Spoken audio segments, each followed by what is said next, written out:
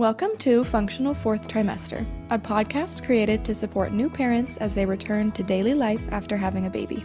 Each episode will talk through common postpartum challenges, share practical education and strategies, and hear from real parents and healthcare professionals along the way.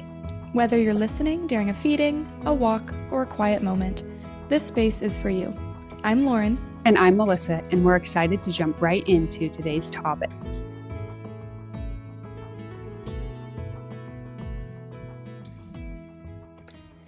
Rolling over, crawling, walking, these are just some of the developmental milestones for infants and toddlers.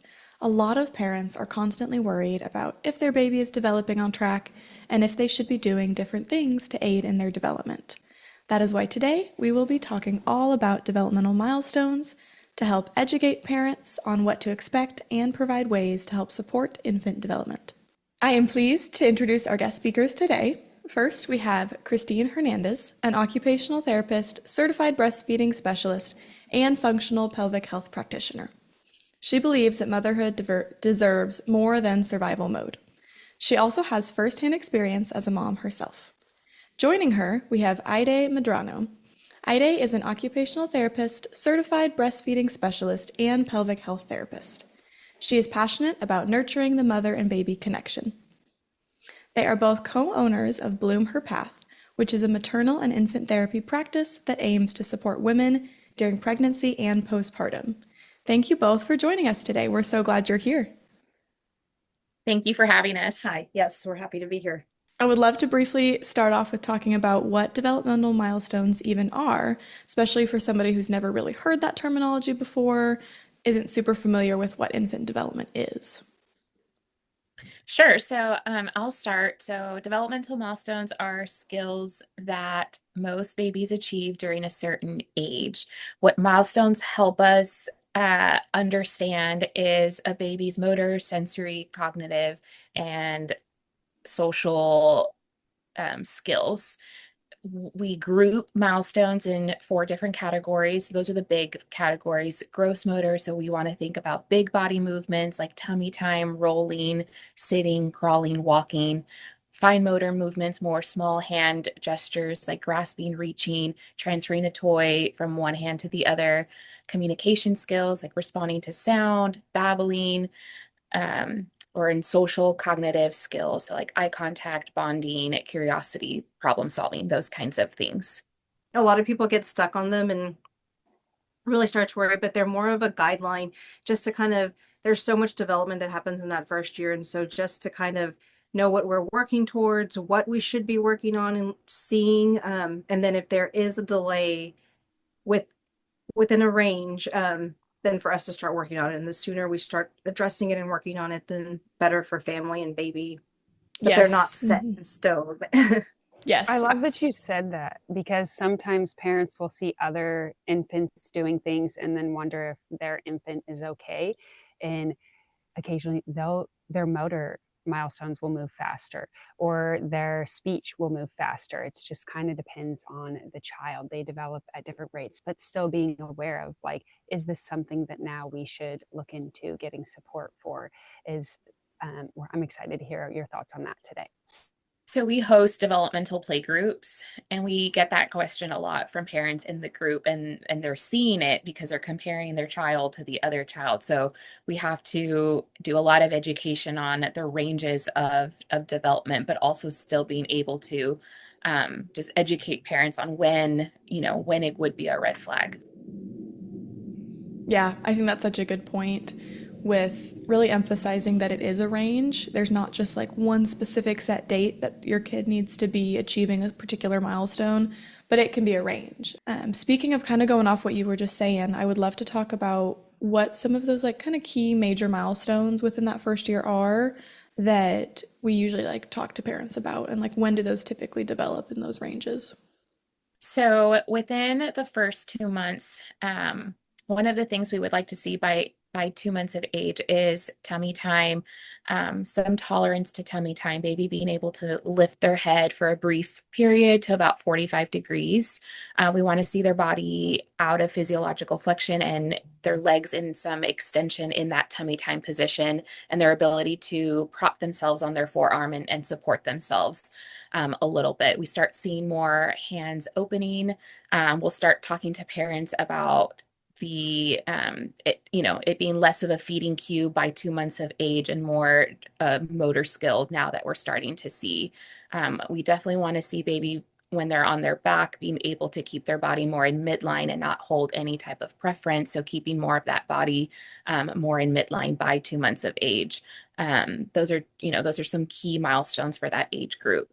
By 4 months, we want to see some pre-rolling skills, maybe baby being able to roll onto their side, or we might see already babies, moving to rolling onto their belly.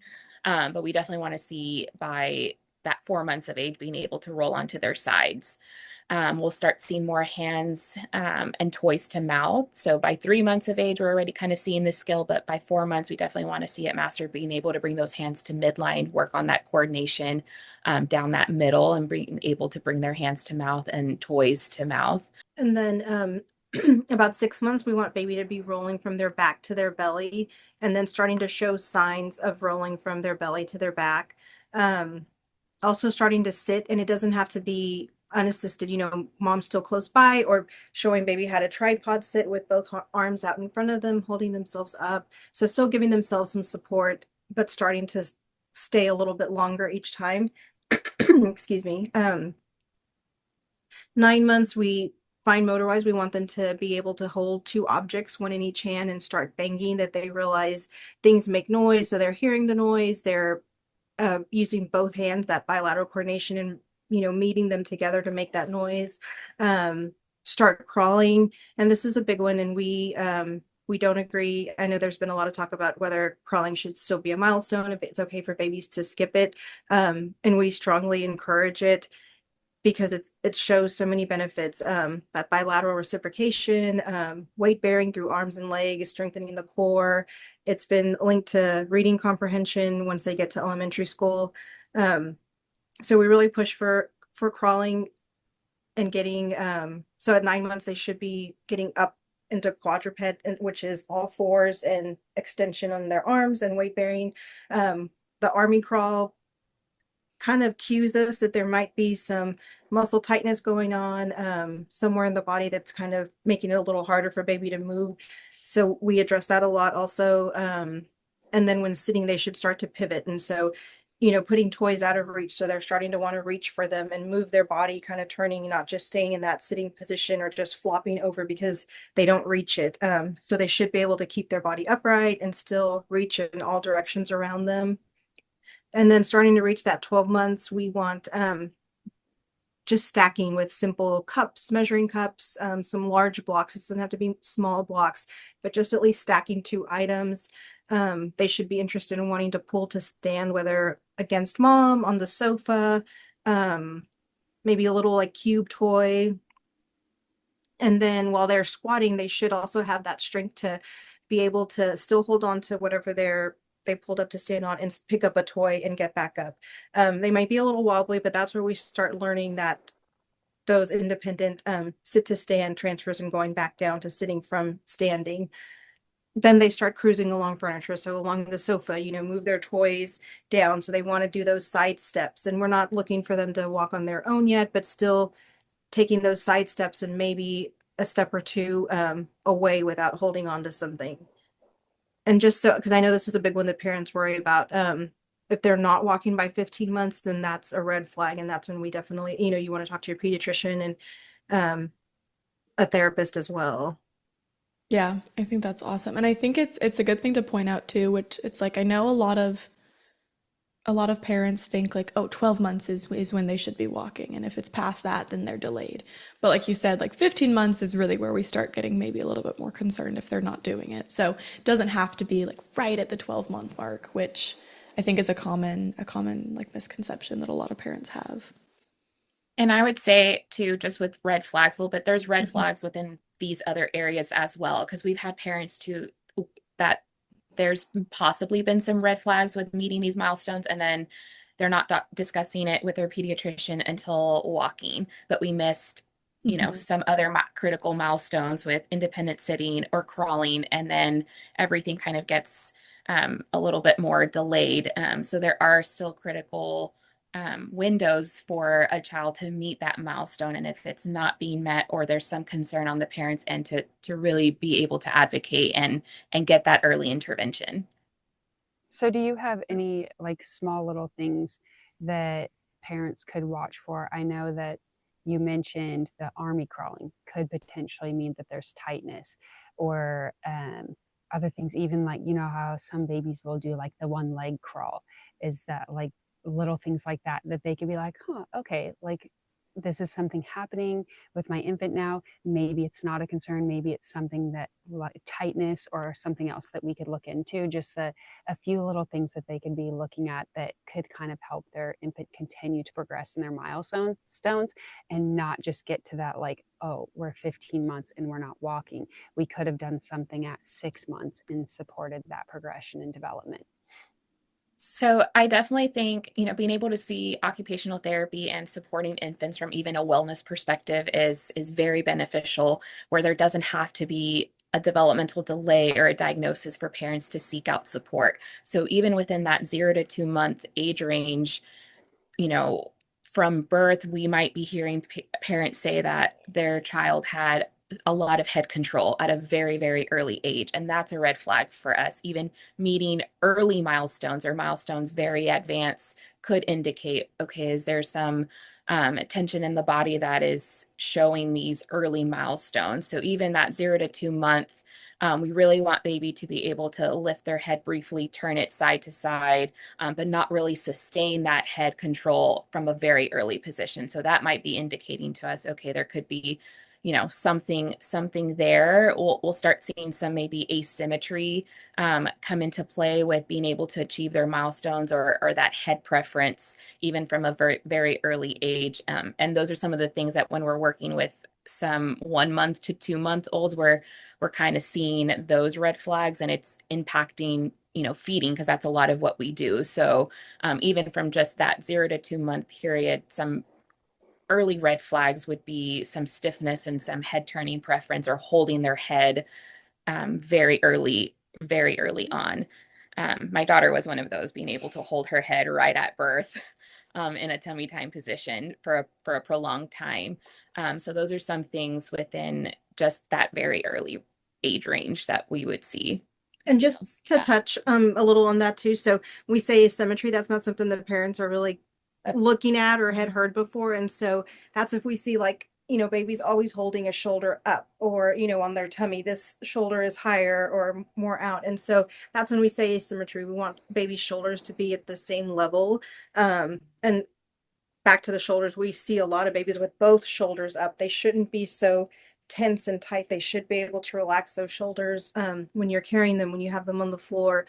And so, how I then mentioned looking at occupational therapy for wellness also, I think that's what we're really trying to not push, but kind of yep. make more common. And why we do our community classes. We've recently this year moved to having them free once a month, just to educate families on little signs that you can look for. And so if you're starting to see baby wants to look one way at a month, 2 months, then we can address it sooner and spend less time in therapy than come 6 months and baby now has a flat spot on their head and both shoulders are really tight and they are not able to roll because they're so tight and rigid, in their body. So that's what we're, also going to occupational therapy with wellness. And I know in the past it's just been if there's a medical diagnosis or something's going on, then that's when we go to therapy. But I think we can play a big role in. Just preventative and wellness. Mhm. Yeah. I 100% agree with that. And I, my hopes and goal is that every single family and infant is getting occupational therapy after birth, not because I think that when you think of therapy, it's something is wrong. with my child, but that's not always the case. You're like you guys are saying, you're looking at the child and saying, oh, like we have a little bit of tightness here, or this is something we could work on. It's kind of helping guide the parents with the development of their child and being able to catch things earlier on that will then prevent delays later. So I think that our support is much needed after birth, and it should come to the place where it's just common. Like, you're not seeing an occupational therapist after you had your baby. What on earth? Like, you need to go see somebody. So I love that you're doing that. Do you guys do virtual stuff as well, or more of just in person in your group classes? We do both. Our group classes have primarily been in person in our, with our local community, but I have done some like a virtual kind of one-on-one session going over milestones. Somebody reached out to me from Michelle Manuel's website. She was a therapist herself, but didn't work with peds. And so she's like, I need to know what exactly is going on. What am I seeing? And so we did that virtually. Yeah, I love the emphasis on prevention and early intervention because I think like somebody kind of touched on it earlier, preventing and like getting to things earlier helps save you time and money later down the road because it's like if you wait till 15 months, but there's all these other things going on, it's going to take even more work to try to correct that versus if you catch something at 2 months old, it's going to be a lot less work, a lot less time to really be able to optimize their development. So I think that's so important that there's things you can be doing from day one. You don't have to wait till you see a delay. And just making small tweaks. Sometimes it's placing toys on the other side or placing them higher, just offering them in various planes. It's the same toy, it's the same simple activity, but just giving it a little tweak can really make a difference, and we can make a bigger impact. In like my experience with working with families postpartum for over 10 years, you don't always know what's next, and every baby's different. So them being able to say like, hey, what are things I could work on next with my baby to help them reach that next milestone, or what are the next milestones, what will my infant be working on next? And so you're kind of guiding them through that process of, hey, these are things you could look for. These are ways you could play with your baby. These are ways you could engage with your baby. Our clients have, or our community participants have said about just the classes where they just didn't know how to actually play with baby or what are the appropriate toys for this age, or how long should they be playing with baby. And a lot of just that very early exposure to sensory play and bonding with their child. Really, we see the development. I mean, we've seen progress in babies just coming to community group and seeing the change in their development just from that. And then if there are additional concerns that we're kind of screening within groups or parents are asking, then they can come in for more one-on-one and we can support the family more individualized. But the groups have been able to really give them that ability to learn a lot more. That's awesome. And kind of, I would love to expand on that a little bit. You've mentioned a couple, maybe like things that you could do to really help support and aid the infant development process. Do you guys have any other kind of like things to try or random strategies or ways to play or interact that parents could be trying to implement at home to really support and help progress the development? Yeah, there's of course so many toys to pick from, but we try to keep it just really simple, not anything extravagant. A simple toy with some music, like soft music, a simple toy with some kind of soft lighting. It doesn't have to be definitely like no strobe lights or anything, but just a soft light. So those music and lights at different points will help you engage baby. If baby's still kind of, not sure what's going on, but you can really get that eye tracking. And so simple tracking from right to left, up and down, helps baby, start that move towards those next milestones. All I haven't met a baby that doesn't like a crinkle toy, like the little cloths that have the crinkle, whether it's a book, a little square cloth with like a toy hanging, anything that has that foil crinkle noise, they will absolutely get their attention. So any kind of toy like that. I was gonna say, you, mom, family, dog, friends, those, I would say that's like my number one is getting the family involved and being able to have that face-to-face interaction or that skin-to-skin contact. you're the favorite toy, and then comes all these other cool toys that we have on the market, and the ones that we kind of recommend are our go-tos. Because sometimes families still like to have like a basket of toys and things, but you as the parent are like that number one, because they can see you just a few inches and start working on tracking that way, and they can kind of hear the sound of your heart if baby's on mom's skin to skin and regulate that way, and then listening to you. So you're kind of the first toy. And just narrating your day, what you're doing, if you're making your coffee in the morning, just talking about what you're doing, you're opening and closing, using simple words. So you start introducing vocabulary already. Always like sing-songy voice, because that kind of gets their attention when our intonations are going up and down. And then singing, pick one or two favorite songs that are easy for you to remember, and just sing to baby. That will become a repetition to them, and more likely for them to pick up on. And then I was just going to say, once mom's comfortable kind of transferring on and off the floor, or if that's something that we're working on with mom, if they're seeing us for pelvic health, and we're working on some, different positionings for mom. But I like also to get, parents down to the floor if we're ready, if baby's appropriate now to be on the floor, after about 2-3 weeks, getting baby more freedom of play on the floor, kind of having parents down on the floor with them as well. So if baby's in sideline position, parent can be in sideline position too, and having some eye contact, and then everything Christine was saying too, with adding some of that communication in there too. I love the communication piece. I didn't realize how much I talked to my son when he was little. His first words were that and this, and he would point. And I realized that I was always walking around and saying, that that is a flag, or that, look at this, like this is a cup, this is mama's cup, or like I was always saying that and this, which isn't per se necessary. But then once he got old enough, he would point and say that, because he wanted me to tell him what that was. That Like, he was. was curious. So babies are very curious, and they love that engagement, and even the routine of things like song, because then that's very familiar to them, and then they can start to like learn it, sing it, and have that engagement with you. Yeah, definitely. I think sometimes I forget that like babies are just like soaking up the world around them and like exploring and learning about things. And parents are who they're learning from and who they're watching. And so even just that like simple conversation and singing and interacting with them is going to help them learn so much. And I would love to also kind of jump back to, we had mentioned tummy time a little bit and had talked about how that's such an important milestone within those first like 2 months.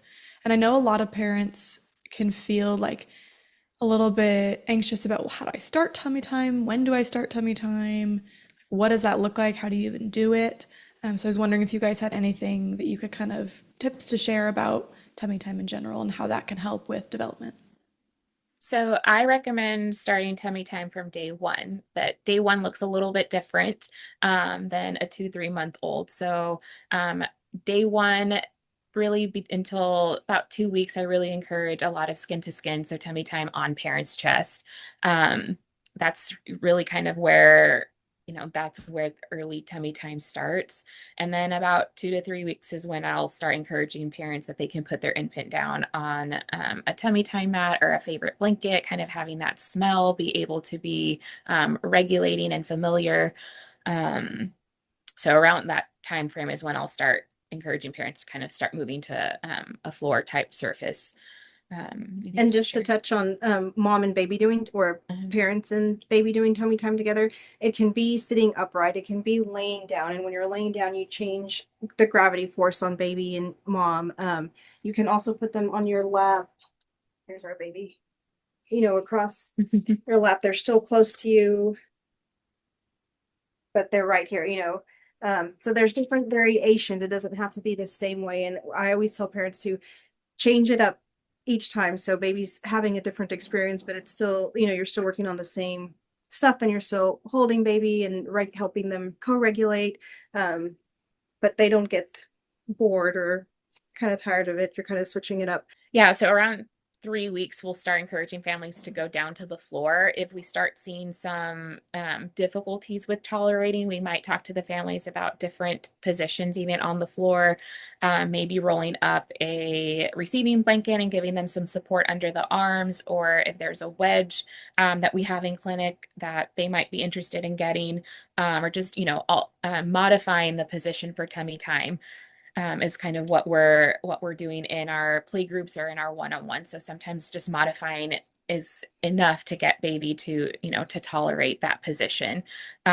We might also we do encourage families to kind of pay attention to their infant's cues. So if they start seeing them get a little bit dysregulated, then we want to encourage them, okay, it's probably time to get them out of tummy time, regulate with them a little bit more, and then we can try again. So a lot of our families will ask us, well, how much time? And we kind of pull away from it being a time-based activity to more a regulated activity. So we want baby and moms for it to be pleasurable and enjoyable and fun. So, short windows, short periods of tummy time throughout the day is kind of what we encourage our families. I love that. Yeah, just like looking at the infant for their signals and cues for when it might be too much. And I know like in the OT world, we talk so much about like the just right challenge. And I feel like that's so important with development to make it like we want it to be just a little bit hard so that they are learning this new skill. And we don't want it to be way too easy that they're just like, "Oh, I've got this master. This is easy now." And so it's like trying to try things out and experiment and say what's going to be just a little bit hard to get them to really develop those new skills versus this is way too hard and they're just so dysregulated. Mm-hmm. If our moms are also having just a difficult time with a routine, we'll kind of talk a little bit about habit stacking as well. So one way that we might habit stack to start incorporating tummy time a little bit more might be after a diaper change. So maybe rolling baby onto tummy time right after, and whatever baby can tolerate. If there's a tolerance difficulty, or mom's still just trying to build a routine, that might be a way that we start incorporating purposeful play a little bit more. We're fine with different surfaces, but the best surface is always the floor. It doesn't mean you always have to go to the floor, but we just want to be sure that's in there somewhere, because the floor is a little harder, stiffer. Baby has to work their muscles a little more versus the bed, that the mattress is soft and it kind of gives into them and they kind of sink in. So yes, and that again, like, just kind of change your position throughout the day or where you're doing it. But the floor is the gold standard. Not a lot of families, but if you families are kind of don't want to put baby on the floor, they're like, oh, the floor, is it dirty or not? I'm like, so let's pick a blanket or a mat that you're comfortable with. But we want that hard surface. We want them, putting weight through their hands, through their arms, their legs. So that's why that's our gold standard. Yeah, and I love to just see how like the milestones build off of each other. Kind of like you were talking about with if you skip something like crawling, it's going to make some of those milestones later a little bit more difficult because you missed some of the skills and the input and the things that were needed to really progress in that order. Like, I feel like a lot of times when I, am reading things about like prematurity or developmental delays, a big emphasis is the progression rather than the exact time, where it's like it's important to make sure you're hitting the order correctly so that you're building them off of each other versus like And not skipping. and not skipping, exactly, Not versus skipping. like are you hitting it at the exact time you should be. Right. I wanted to thank our guest speakers today. We so enjoyed having you guys on this episode and really value hearing all of the specifics and education and tips about developmental milestones and how best we can support our baby's developments those first few months. In the description of this episode, there will be a link to our blog post for this episode, and on that post, I will attach more resources and handouts about developmental milestones and websites you can go to if you are needing more information about specific milestones or other tips and tricks for how to best support your baby's development. Thank you all so much for joining us on this episode. We look forward to talking with you next time.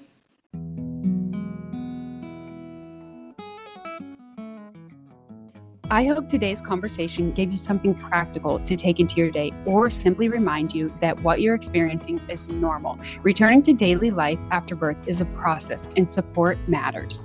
However your day continues from here, be gentle with yourself. You're doing important work. Thanks for listening. We'll meet you back here next time.